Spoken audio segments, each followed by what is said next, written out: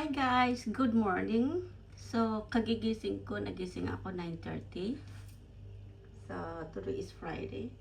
So guys, meron akong i-share sa inyo guys, to see to believe. Pero, is my experience ha.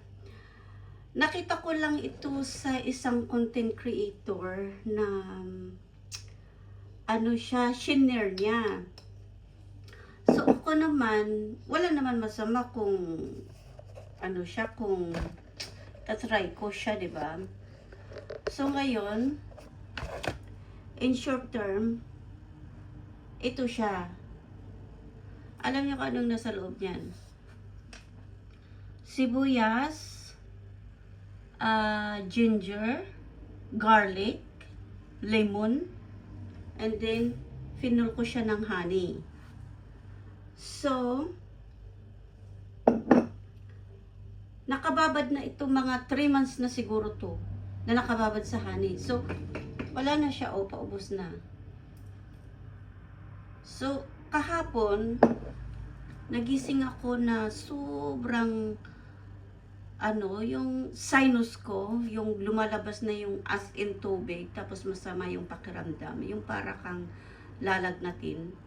Tapos yung nose mo, yung walang stop ang tigil ng kaya namumula na yan siya. Walang stop ang tigil ng hindi tumitigil yung pagdaloy ng sipon. Tapos yung dumadaloy na sipon, tubig. So ngayon, nag-live ako kahapon. Tuloy-tuloy yung agos ng tubig sa ilong ko. So hindi ko mapigilan. So after that, bago ako matulog, uminom ako ng one spoon, yung malaki. As in malaki, ayan. Malaking spoon siya. Piniga ko siya. Tapos, tinik ko. Aba, after 1 hour, guys, nawala yung sipon ko. Nag-stop. Tapos, ngayong umaga, nagpiga ako ulit kasi pwede mo pa siyang pigain, meron pa siya, meron pa siyang honey dyan, so sayang. So uminom ako ulit ng 1 teaspoon today. So guys, kung mabisa pala talaga siya, kung effective talaga siya. So guys, if you believe, you can do it in your home.